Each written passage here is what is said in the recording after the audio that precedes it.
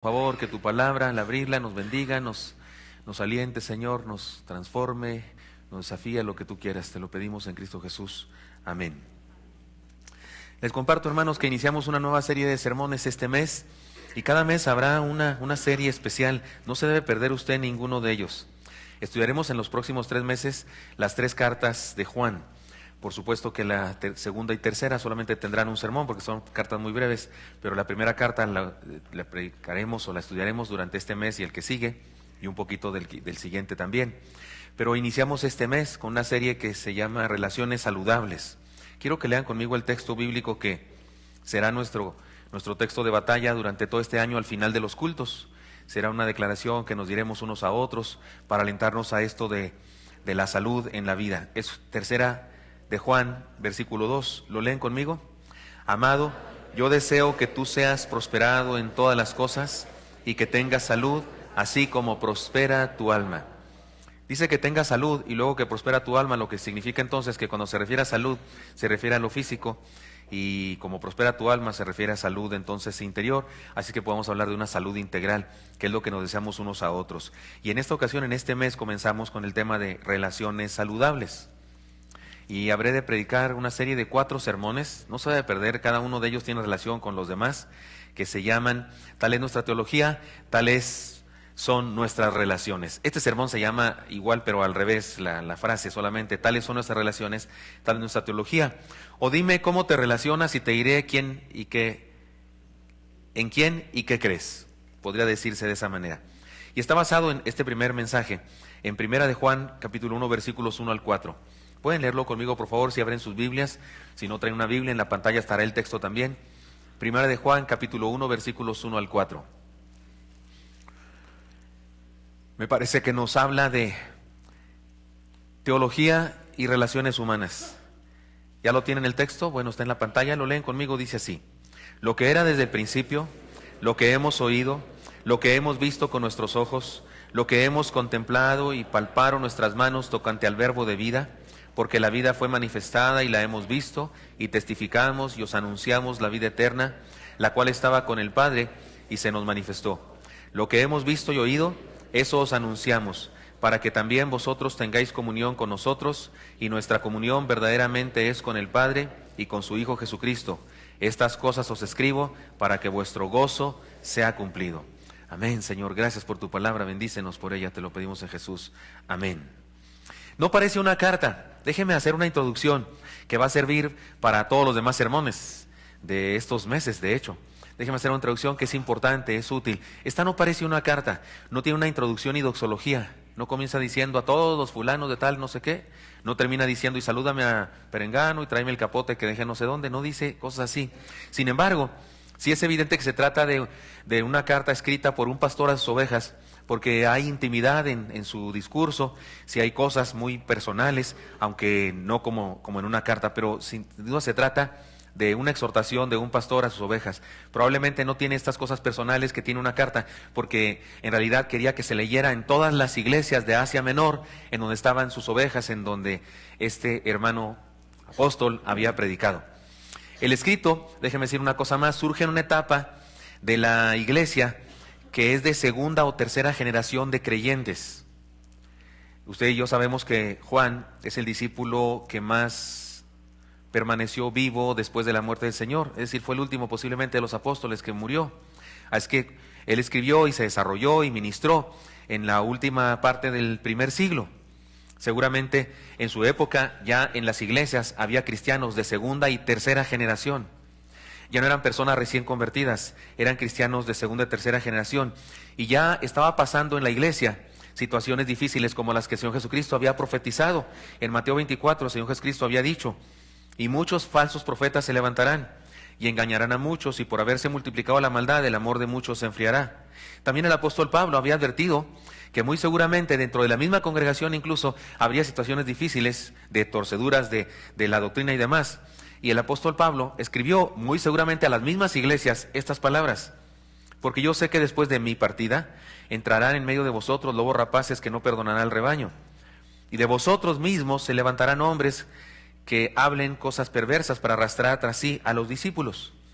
Así es que esta carta Fue escrita a una iglesia, a una congregación, a la iglesia de Cristo, pero que ha crecido ya, que se ha desarrollado. Ya hay cristianos que tal vez nacieron en un hogar cristiano. Ya hay cristianos que cuando se convirtieron sus papás, ellos eran niños y toda su vida habían creído eso. Sin embargo, eso también hace que la iglesia de ese momento también empieza a tener problemas doctrinales. Por ejemplo, sucede un problema doctrinal muy severo que se llama el gnosticismo, que amenazaba a la iglesia. Era una herejía que trataba de explicar el cristianismo a la luz o con los términos de la filosofía griega del momento. El platonismo, por cierto, piensan algunos.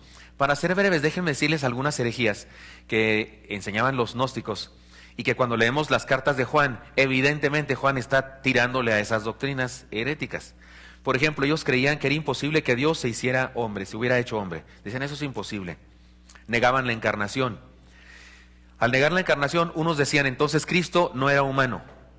De hecho, hay por ahí un evangelio apócrifo de los gnósticos que dice que cuando una vez uno de los apóstoles quiso tocar al Señor y que no lo pudo tocar porque no tenía cuerpo. Porque decía, no puede ser, lo espiritual no puede convertirse en carne. Notaron en este pasaje que Juan dice, lo vimos, lo tocamos, lo palpamos. ¿Se acuerdan? Esta parte que vimos está tirándole a esa herejía, porque en ese momento existía eso ya en la iglesia. Déjenme decirle que el gnosticismo surge en la iglesia. Algunas personas cuando ven por ahí que la herejía del gnosticismo piensan que se trata de filósofos griegos afuera de la iglesia que dicen esas cosas. No, el gnosticismo surgió en la iglesia. Los filósofos griegos no eran gnósticos, los gnósticos eran cristianos que querían explicar en términos platónicos, en términos de la filosofía griega, el cristianismo. Es que el gnosticismo surge en la iglesia, surge en la congregación. Los gnósticos eran cristianos o personas de la iglesia o algo así. Pero esa es una de sus doctrinas heréticas, que Dios no pudo haberse hecho hombre, entonces Jesucristo no era humano. Y otro decía, no, si era humano, pero entonces no era divino. Entonces Él no era Dios. Son como los abuelos de los testigos de Jehová. Entonces no era Dios, pero algo de Dios vino cuando se bautizó, lo bautizó Juan, y se le quitó cuando la crucifixión. Eran las dos posturas que tenían. Contradecían la ética cristiana por lo siguiente. Ellos pensaban que lo espiritual era perfecto, bueno, santo, y que lo físico, la carne, era mala, perversa. Y entonces había varias posturas al respecto.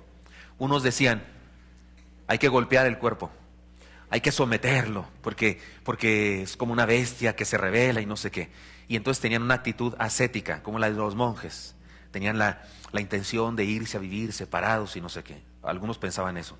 Y otros decían, si el cuerpo es malo y no tiene remedio, pues ni para qué le buscamos, pues déjalo. Y entonces hacían toda clase de excesos pecaminosos, porque al fin que el cuerpo era malo, había que darle gusto, total.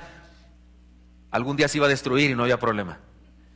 Y había otros que pensaban que se podía llegar a la perfección, que estudiando la Biblia, que reflexionando, que meditando, podían llegar a una etapa de perfección. Y entonces ellos se creían santos y perfectos. Y otra cosa que era pues un error y un peligro de esta doctrina es que despreciaban la comunidad. Como se creían parte de una élite de superdotados intelectuales y poseedores de un conocimiento especial revelado solo para algunos. De hecho, de ahí viene la palabra gnosticismo. Gnosis quiere decir conocimiento. Gnosticismo es pues, enfatizar el conocimiento. Ellos pensaban que eran parte de una élite de personas muy selectas y despreciaban a todos los demás entonces, a los que consideraban inferiores. Quiero decirles que su herencia es evidente en diversos grupos de la actualidad. El día de hoy hay algunos grupos, algunas creencias que son herencia de estos individuos. Recordemos, les insisto, eran parte de la iglesia. Los gnósticos no eran afuera de la iglesia, eran dentro de la iglesia. Eran líderes, eran hermanos de las congregaciones. Así que podemos decir que el día de hoy, algunos que se dicen cristianos, en realidad son gnósticos, no cristianos. Puede ser que en nuestras congregaciones haya gnósticos y no precisamente cristianos. Muy bien, el mensaje de Juan en esta carta y en sus dos otras cartas también. En esta carta en particular es un breve sermón, es como una carta sermón. Y Juan hace una defensa del cristianismo, exalta la persona de Cristo, enseñándonos diferentes facetas de su carácter, afirma su divinidad y su encarnación y aplica las enseñanzas, y esto es lo importante para nosotros ahora, aplica todas estas enseñanzas a las relaciones interpersonales. Muy bien, esta es una introducción. Esto era importante decirlo. Por eso digo que todos estos sermones de este y el que sigue y los que siguen, los otros 3, para completar un cuadro completo, debemos escucharlos todos. No se lo pierda ninguno, por favor. Son parte de una serie, por eso quise dar esta introducción, que no volveré a dar en los otros sermones, pero que nos sirve para estudiar todas las demás cosas que va a decirnos el Señor. Muy bien, ¿de qué nos habla este pasaje en particular? Tales son nuestras relaciones, tal es nuestra teología. ¿De qué estamos hablando? Primera enseñanza. Las relaciones saludables son el propósito de la teología. Fíjese que estoy diciendo algo muy serio. Puede haber alguien que diga, no, ¿cómo va a ser, pastor? La teología es un asunto muy grande, no tiene nada que ver con las relaciones humanas. Teología es Dios, el estudio de Dios, saber quién es Dios, qué quiere, conocer todas las cosas del carácter de Dios y no sé qué. Sí, pero este pasaje de Juan dice que eso tiene un objetivo claro, que nos relacionemos sanamente. Se lo demuestro, se lo enseño. El pasaje nos habla de un principio extraordinario de la vida. Primero nos da antecedentes y finalmente nos enseña con contundencia una verdad. Vayamos parte por parte este pasaje que acabamos de leer. Comienza diciendo, lo que era desde el principio. ¿De qué habla? Aquí se refiere a toda la revelación de Dios desde el Génesis. ¿Se acuerda cómo comienza el Génesis? En el principio creó Dios los cielos y la tierra. Lo que era desde el principio, todo lo que Dios nos ha revelado.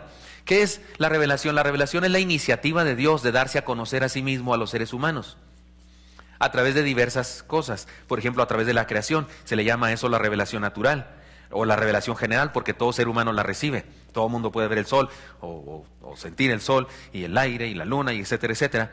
Dios se revela a través de la creación. También se reveló a través de ángeles que envió para que hablaran, a través de su voz, a través de manifestaciones milagrosas. ¿No es cierto? Se ha manifestado de muchas maneras. Eso es la revelación de Dios. Su iniciativa de darse a conocer. Pues Juan habla de toda la revelación. Dice lo que era desde el principio. Luego dice lo que hemos oído. Esto es toda la enseñanza que ellos habían recibido en su discipulado antes y después de Cristo. Porque Juan no comenzó a conocer de Dios cuando conoció a Cristo. No, Juan es judío. Iba a la sinagoga, aprendió cosas del Antiguo Testamento. Aprendió del Génesis, aprendió de Moisés, aprendió de los profetas. Él fue discipulado aún antes de conocer a Jesucristo de cosas de la palabra del Señor. Es muy probable que Juan era discípulo de los fariseos. Es muy seguro que así era. Él conocía cosas y cuando conoce a Cristo sigue oyendo lo que hemos oído. Se refiere a toda la enseñanza que ellos habían recibido en su discipulado antes y después de Cristo. Y luego dice lo que hemos visto con nuestros ojos. Aquí podemos hablar de las cosas de las que habían sido testigos oculares. Juan y los apóstoles tuvieron una circunstancia que usted y yo no tuvimos ni tendremos. Vieron al Señor físicamente. Eso, sí tenemos una cierta envidia de la buena, ¿no? No existe tal cosa, pero sí nos hubiera gustado, ¿no? Ver al Señor. Ellos lo vieron. Y luego dice, lo que hemos contemplado y palparon nuestras manos tocante al verbo de vida. Aquí hace una referencia al hecho de haber usado sus sentidos físicos para conocer la encarnación. No solo lo oyeron de viva voz, lo tocaron. Juan particularmente era como el discípulo amado. Y dice la Escritura que en ocasiones se recostaba en su seno, ¿no es cierto? Tenía cercanía con el Señor. Es evidente todo esto que es un mensaje dirigido a los gnósticos. Les decís, ¿cómo? ¿De que no se hizo carne? Por supuesto, yo lo toqué, lo vimos, lo palpamos, no solo lo escuchamos. Juan está haciendo referencia a eso. Y luego sigue diciendo, porque la vida fue manifestada y la hemos visto y testificamos y os anunciamos la vida eterna, la cual estaba con el Padre y se nos manifestó. Aquí Juan hace referencia a la absoluta seguridad de la encarnación de la que era testigo. Y luego dice, finalmente, lo que hemos visto y oído os anunciamos. Esto es un resumen. Ya nos habló de lo que han oído. Regréseme por favor ahí. Ya nos habló de lo que han oído, ya nos habló de lo que han visto y que han tocado. Pero culmina diciendo, bueno, lo que hemos visto y oído, eso os anunciamos. ¿Qué es esto de lo que está hablando Juan? En resumen, está hablando de la revelación de Dios. Está hablando de toda la teología cristiana. Y parecería que debería concluir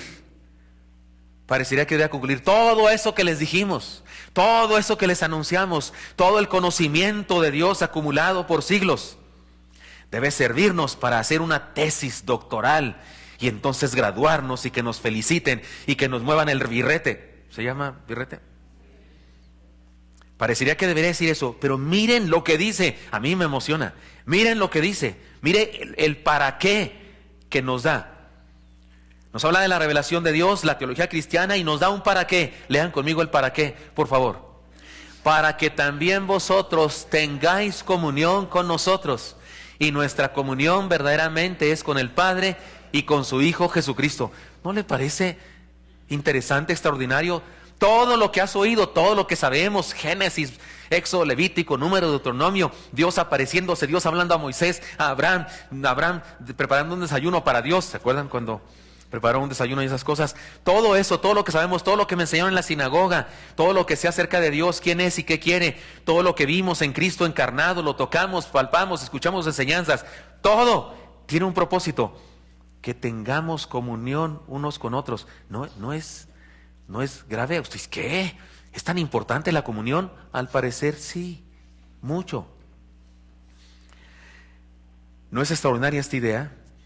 Todo lo que se nos ha revelado de parte del Señor, todo lo que podemos aprender en el discipulado, en la vida devocional, en un sermón, en un estudio bíblico profundo, en el seminario, en los libros, etcétera, tiene un para qué: las relaciones saludables. Sé que se oye mejor decir que todo eso que sabemos nos sirve para hacer un libro de teología.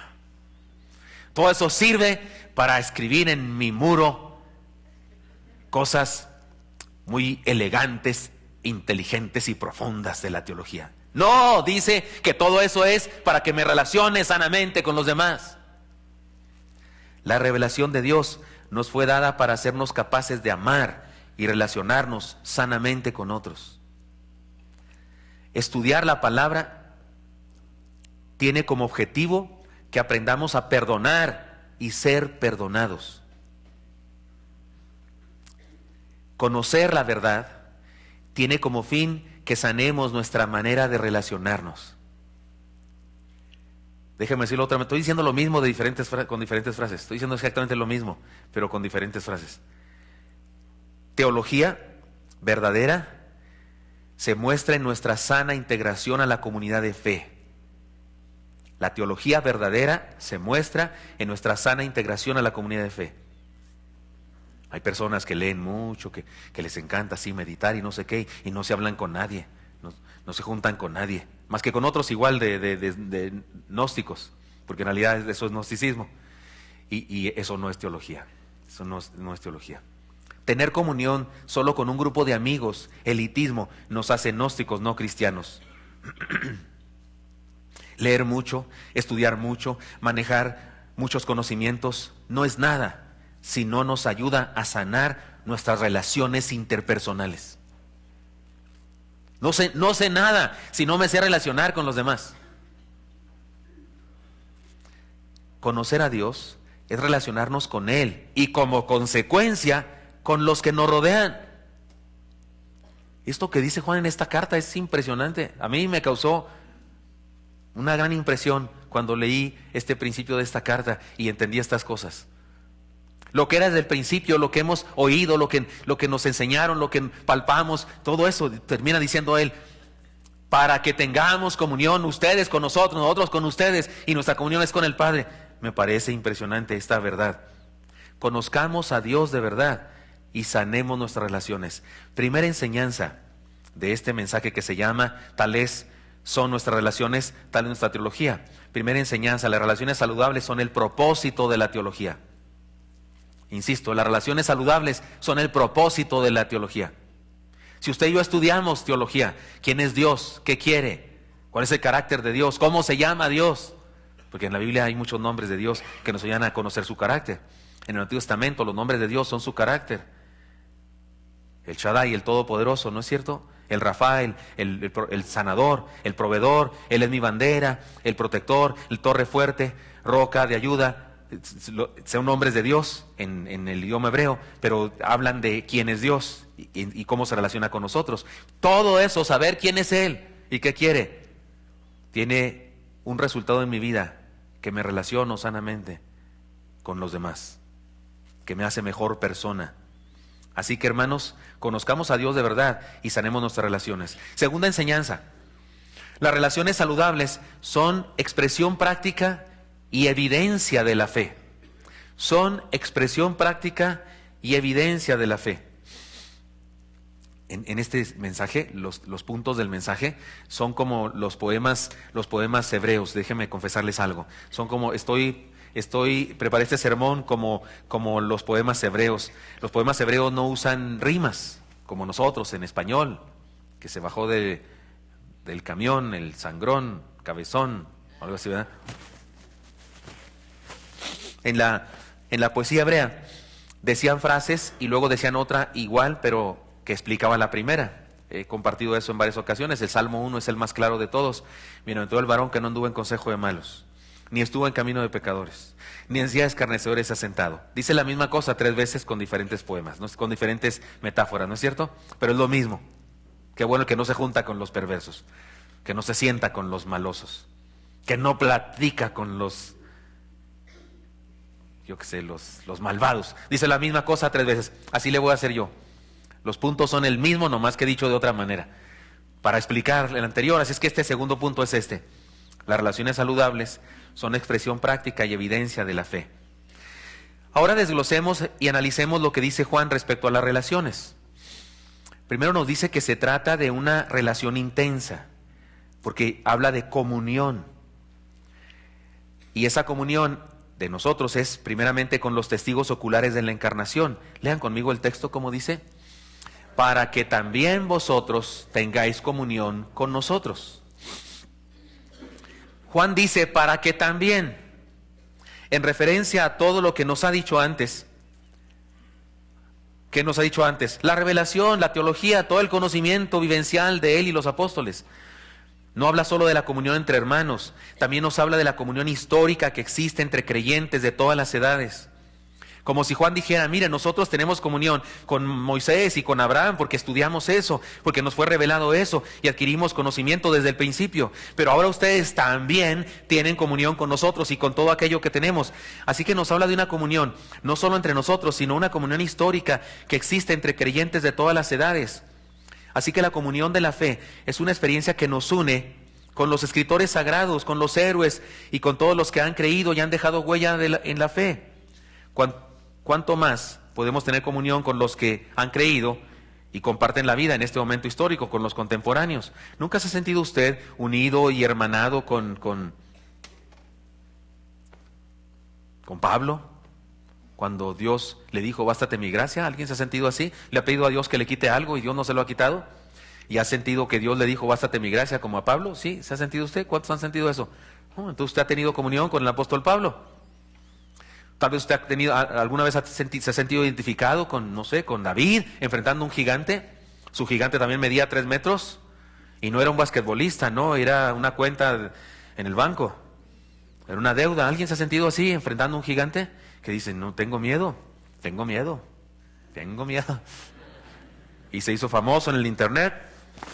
¿Se ha sentido identificado? Yo me he sentido identificado con Moisés, con muchos, pero con Moisés especialmente, porque Moisés experimentó la situación de murmuraciones de la gente contra él, ¿no es cierto? A su hermana misma y su hermano murmuraron contra él. ¿Recuerdan eso? Yo me he sentido así, cuate de Moisés. ¿Qué tal, Moy? ¿Cómo estás? Porque resulta que he vivido cosas similares a las de él. Tenemos comunión histórica los cristianos.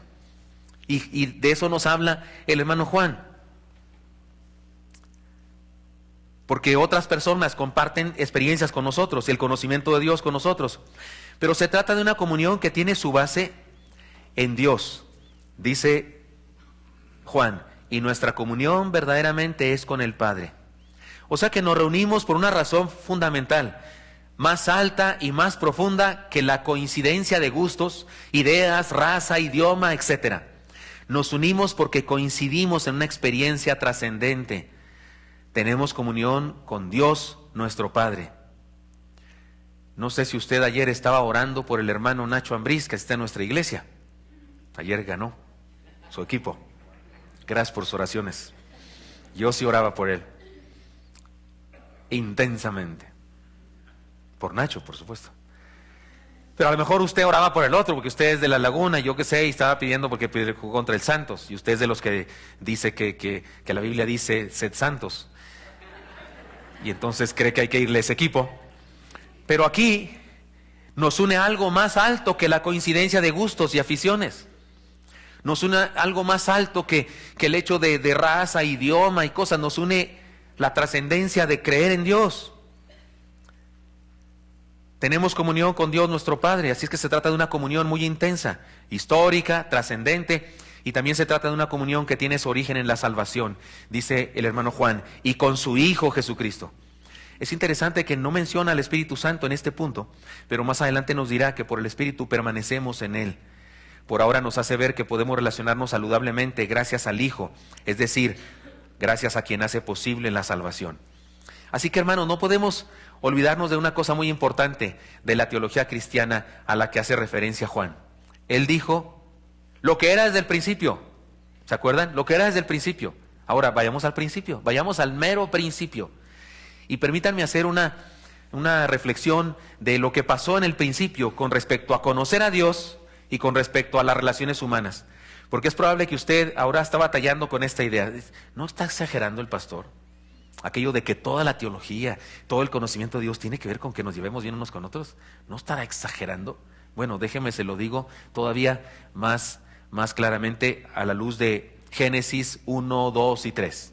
No lo vamos a leer, es un pasaje extenso, pero usted se lo sabe, por favor. Usted le cuenta si tiene hijo o nieto, seguramente tiene una Biblia para niños y le cuenta la historia del huerto del Edén, ¿no es cierto? Ahí tiene sus libritos. Siempre me da risa con mi nieto, porque todos los cuentos de niños, no sé por qué, tienen el título 3 veces. El libro se llama David y Goliat. Lo abre y lo dice David y Goliat. Y lo abre otra vez, David y Goliat.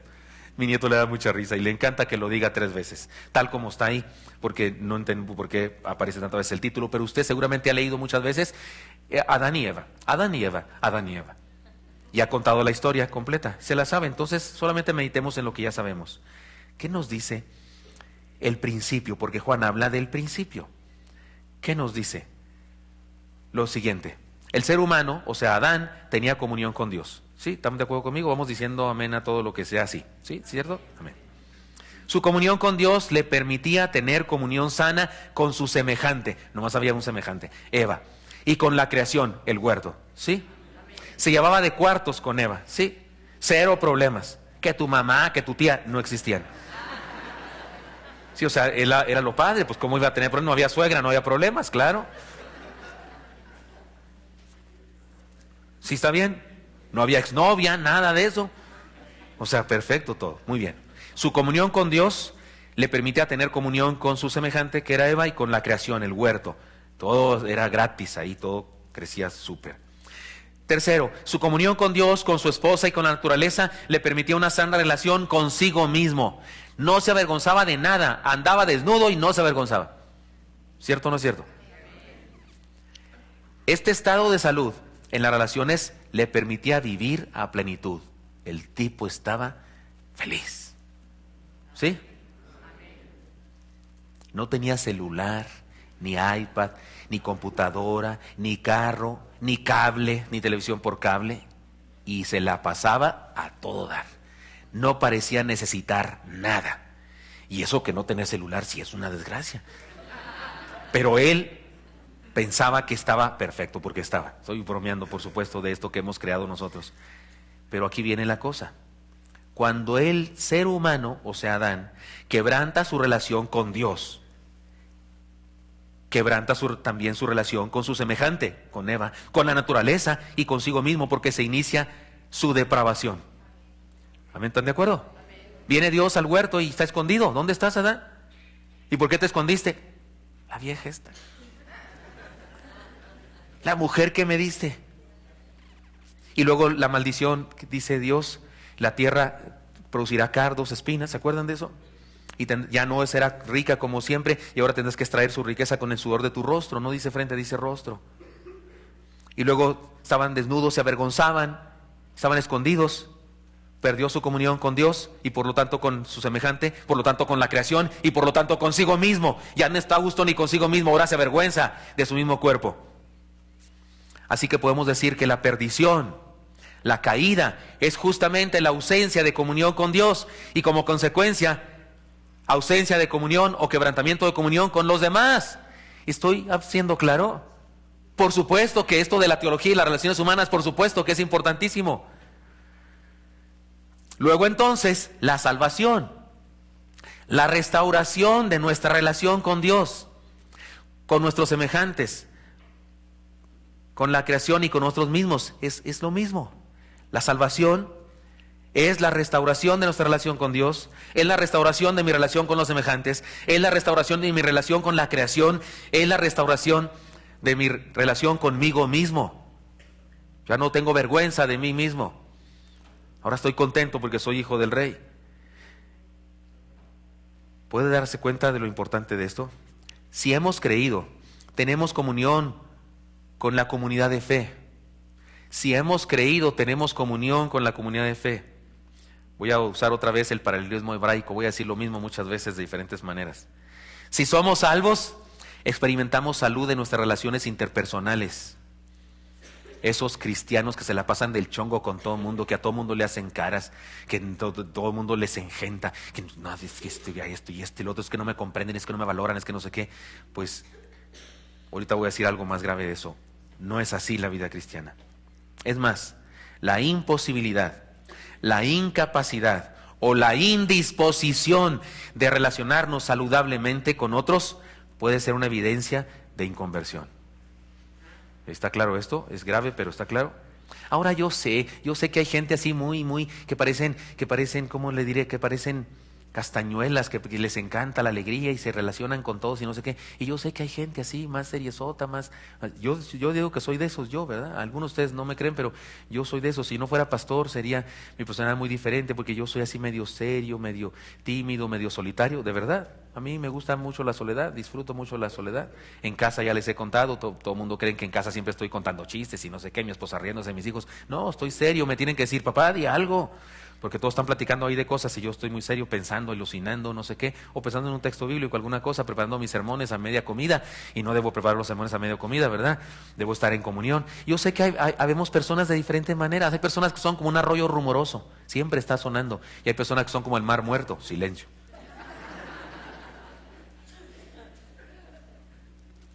Un arroyo rumoroso y un mar muerto en el noviazgo pueden ser muy felices. La chica dice, tengo un novio bien feliz, me deja hablar y hablar y hablar. Y le platico y le platico y le platico y él me escucha. Y él, como es monosilábico, le dice a sus amigos, tengo una novia bien chida. No me pregunta nada.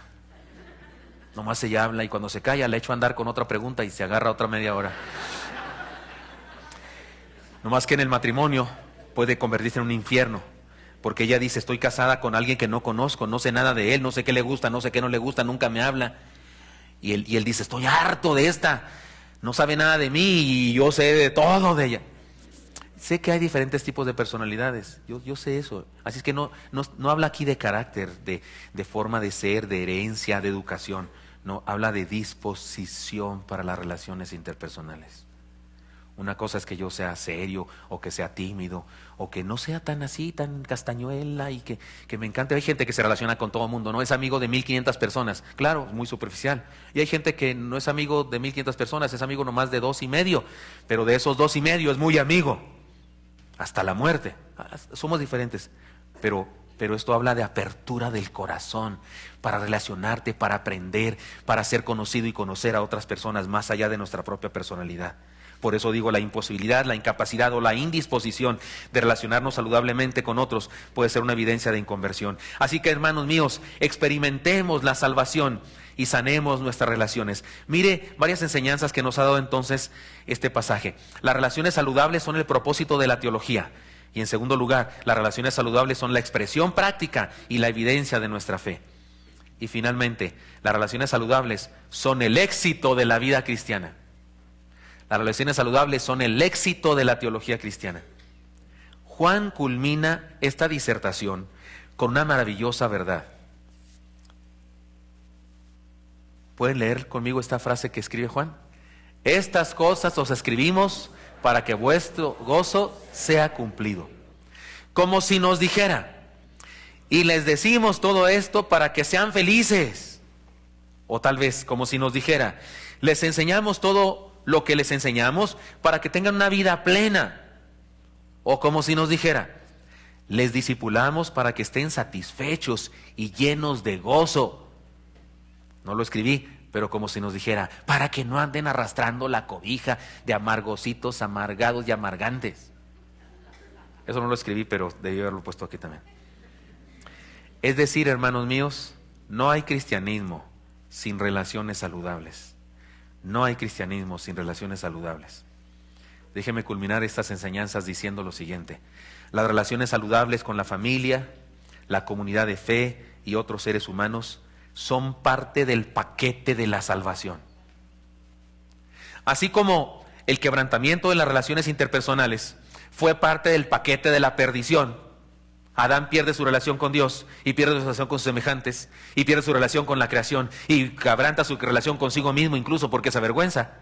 Así como este quebrantamiento de relaciones fue el resultado de su condenación, de su separación de Dios, así cuando restaura el ser humano su relación con Dios, se restauran la posibilidad de las relaciones con los demás seres humanos, con la creación misma y con uno mismo.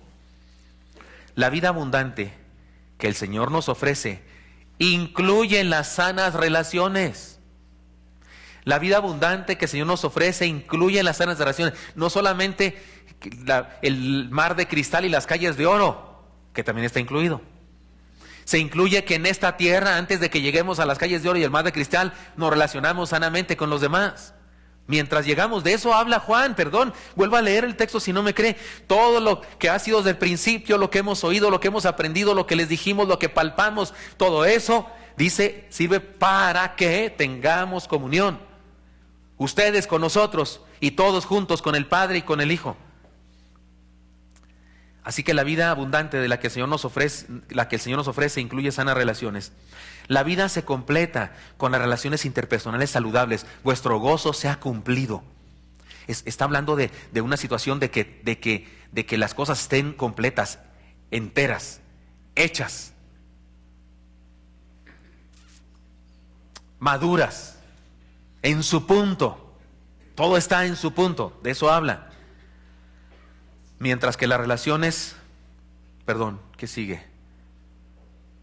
Mientras que las relaciones quebrantadas pueden ser un infierno, las sanas relaciones son un paraíso. No importa cuánto éxito económico logremos, no importa cuánta fama tengamos, no importa cuántos éxitos profesionales tengamos, si no tenemos buenas relaciones interpersonales con los que nos rodean, hemos fracasado en la vida.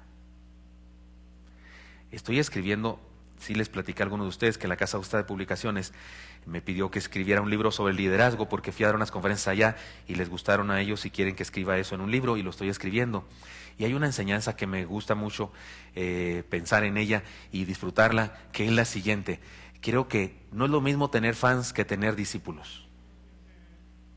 No es lo mismo. Y le pido a Dios todos los días que lo que yo quiero como líder es tener discípulos, no fans. He analizado porque me he puesto a estudiar mucho y a ver mucho en internet, muchas cosas y leer muchos libros sobre el tema, por supuesto para poder escribir algo que valga la pena que sea leído por otras personas, y me doy cuenta que en el mundo evangélico hay megacongregaciones y algo así como megapastores o pastores que son muy famosos. Y he leído de algunos en particular y percibo perfectamente que tienen fans, no discípulos. Tienen fans, no discípulos. Creo que un líder verdadero, el libro se llama Liderazgo fuera de moda, así se llama. Oren por favor para que acabe pronto. Se llama Liderazgo fuera de moda. Un líder verdadero tiene amigos, tiene personas cercanas. Para que sea un líder verdadero, si usted analiza a David, a Moisés, si se analiza sus vidas, notará eso. Hay personas que pueden ser muy famosas. De repente se habla en la revista y en el mundo que fulano de tal, que un gran líder, que la persona más influyente que no sé qué, y de repente se dice eso de un cantante. Sus seguidores no saben nada de él, nunca se han tomado un café con él, no saben absolutamente nada de él, no saben que usa droga para dormirse y otra para despertarlo, le tienen que inyectar y no sé qué. ¿Cuál liderazgo sano y verdadero? No es lo mismo tener fans que tener discípulos. No importa cuánto éxito económico logremos, no importa cuánta fama tengamos, no importa cuántos éxitos profesionales tengamos, si no tenemos buenas relaciones interpersonales con los que nos rodean, hemos fracasado en la vida. Esas relaciones cercanas expresan qué creo, en quién creo, cuánto creo, cómo creo. Desarrollar buenas relaciones interpersonales es haber encontrado el camino de regreso al huerto del Edén. ¿No es cierto? Se quebrantó su relación con Dios y hasta fueron expulsados. Ay, disculpen, los corrieron. ¿No es verdad? Y se puso alrededor del huerto unos ángeles con una espada de fuego. Hay gente que anda buscando todavía el paraíso. Yo ya lo encontré. ¿Usted ya lo encontró? ¿Les digo dónde queda? Ahí en Juan 3:16. Es Cristo nuestro regreso al paraíso. Pero cuando regresamos al paraíso porque nos encontramos con el Padre otra vez, entonces me encuentro con mi esposa, entonces me encuentro con mis hijos, entonces me encuentro con mis hermanos, entonces soy una persona con posibilidades de relacionarme sanamente. No soy perfecto y de repente me agarro del chongo sin duda, y de repente hay quienes me caen muy gordos y algunos que me caen más gordos todavía. Sí, porque a usted no le cae gordo a nadie. O usted es del, qué lindo, y qué lindo, y qué lindo. No, pues está loco entonces, porque hay unos que no son lindos. Hay un libro que se llama Quejas de un pastor o algo así. Me encanta, lo disfruto mucho, porque es un pastor quejándose y dice que le cae que una hermana de su congregación le cae bien gorda. Me hace sentir bien porque oro por él. O sea, por supuesto que hay problemas en las relaciones interpersonales, por supuesto que sí, y hay gente insoportable, ¿no es cierto? ¿Sí? ¿No hay gente insoportable? Hay gente inquerible. Por eso el Señor no dijo que quisiéramos a todos, dijo que los amáramos, lo cual es diferente. El amor depende de mí, de mi decisión, pero el cariño depende del otro. Y hay gente que no, nos hace todo lo posible porque lo aborrezcamos, ¿no es cierto? Y nosotros, ni tardos ni perezosos, le seguimos la corriente y lo aborrecemos. Si eso quiere. Pero si amamos, es otra cosa. Pero se puede amar aún cayéndonos gordos. Porque usted puede amar a alguien que le cae gordo, por supuesto. Porque amar no es sentir algo bonito por alguien, es hacer algo por alguien que lo necesita. Y Jesús habló de eso. Muy bien, ya que dijimos algunas confesiones, insisto, desarrollar buenas relaciones interpersonales es haber encontrado el camino de regreso al huerto del Edén. Hermanos míos, entonces, en conclusión, 4 exhortaciones en paralelismo hebraico. Valoremos las relaciones interpersonales, valoremos las relaciones interpersonales. No es yo voy al templo a lo que voy con Dios, no me importan los demás, si saludan bien y si no me saludan, pues ni modo. No, eso es, por favor, es una herejía eso. Eso está fuera de la doctrina cristiana. Eso es una tontería, es una herejía eso. Todo lo que han oído, todo lo que les hemos dicho, todo lo que aprendimos, lo que hemos experimentado, lo que oímos, lo que tocamos con carne viva, es para que tengamos comunión, dice Juan. Eso es grave, eso es delicado. Valoremos las relaciones interpersonales, busquemos sanar nuestras relaciones interpersonales. Tengo problemas con alguien, busquemos sanarlas. Pidamos perdón, perdonemos, busquemos a las personas, demos pasos nosotros para restaurar nuestras relaciones. No esperemos solamente que los demás caminen el trecho, caminemos nosotros también. Dispongámonos, estemos listos, digamos la palabra clave. Seamos exitosos en la vida. ¿Cómo? Sanando nuestras relaciones interpersonales. Seamos exitosos, eso es éxito. Las relaciones interpersonales son éxito. Sanemos nuestras relaciones interpersonales y unámonos a una comunidad de fe y disfrutemos el éxito de la vida. Unámonos a una comunidad de fe, Eso de ser parte de una iglesia, hermanos, es muy importante. ¿Usted cree que es cosa sencilla, que es cualquier cosa, se puede ser o no se puede ser? No, es algo súper importante. Es triste, pero se ha desarrollado en el mundo evangélico moderno una situación muy, muy, muy triste de cristianos que se autopastorean. La autogestión pastoral, se autoenseñan, se automentorean. No le creen más que a sí mismos, no se enseñan más que a sí mismos. Por eso se creen con el derecho de ir de iglesia en iglesia, una y otra, a ninguna son fieles. Un día vienen a una, tardan un mes en volver, no vuelven, 3 meses sin venir y luego al fin regresan otra vez. Eso sí, cada vez que vienen vuelven a llorar y cosas de esas, y luego se apartan otra vez durante 6 meses. Es parte de la salvación. Es parte de la salvación verdadera. Cuando nos encontramos con Dios, que nos encontramos con los hermanos y formamos comunidades. Es natural en el cristiano que se une con otros. No soporta el cristiano estar separado de los demás cristianos. No lo soporta, no lo tolera, no puede vivirlo. Si usted dice, no, yo sí puedo, entonces le hace falta hacer la paz con el Padre. Porque si hiciera la paz con el Padre, seguramente tendría una gran necesidad y una gran afición y un gran gusto y un gran placer de reunirse con otros cristianos. Si no tiene eso, tal vez no está en buena relación con el Padre. Lo dice el hermano Juan aquí bien claramente. Por eso, seamos parte de una comunidad de fe. Estamos iniciando nuestro año eclesiástico, ¿no es cierto? Aunque el año cronológico ya comenzó, pero nosotros como iglesia estamos iniciando nuestro año eclesiástico. Si este es el primer domingo, ¿verdad?, del año eclesiástico. Comenzamos ya el miércoles, pero de domingo este es el primero. Le propongo que usted y yo tomemos la resolución de no faltar, unirnos siempre. Claro, si me atropella el metro y estoy muy grave en terapia intensiva, tengo permiso de no venir. Pero, perdón, ahí está en internet, ¿verdad? Sí, podía ser, pero nomás porque está frío. Ay, es que hacía mucho frío. Ay, es que tuve que ir a darle de comer a mi perrita. O sea, hay cristianos así como que no les significa mucho las relaciones humanas. Son importantísimas. Unámonos a una comunidad de fe y disfrutemos el éxito de la vida. Señor Santo, gracias porque nos das permiso de meditar en estas cosas tan prácticas, tan importantes, Señor. Te pido que nos ayudes a mis hermanos y a mí, Dios, a conocerte mejor y entonces a experimentar el resultado de esa teología, Señor, de ese conocimiento en las relaciones interpersonales, con la familia, con el esposo, con la esposa, con los hijos, con los padres, con los hermanos, con los compañeros de trabajo, aunque no sean cristianos algunos de ellos, con los hermanos en la fe, sobre todo, especialmente, con los que también tienen comunión contigo y entonces nos haces coincidir con ellos, Señor, más allá de gustos, preferencias, raza, idiomas. Señor, bendícenos, por favor, para que podamos vivir la fe con evidencia, Señor, que se manifieste en las relaciones interpersonales. Sánanos, Dios, sana nuestras relaciones interpersonales. Bendícenos a mis hermanos y a mí. Sigan orando, mis hermanos, y ahí en su corazón, cada uno de nosotros, digámosle a Dios lo que haga falta que le digamos. Tal vez debemos pedirle perdón, tal vez debemos pedirle que nos fortalezca para restaurar una relación interpersonal con alguien con quien quebrantamos nuestra relación.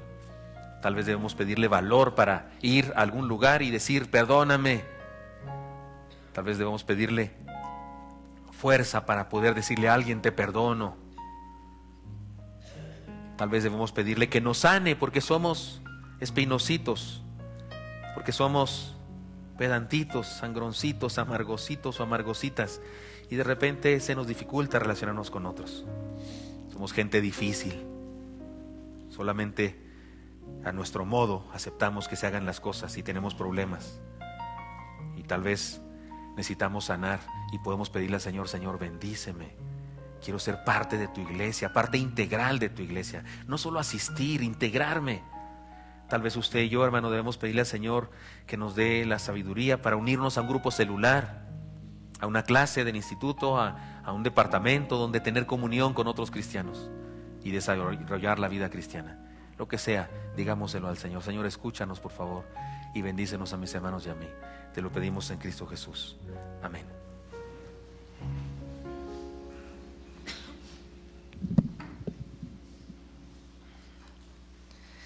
No os afanéis, pues, diciendo, ¿qué comeremos o qué beberemos o qué vestiremos?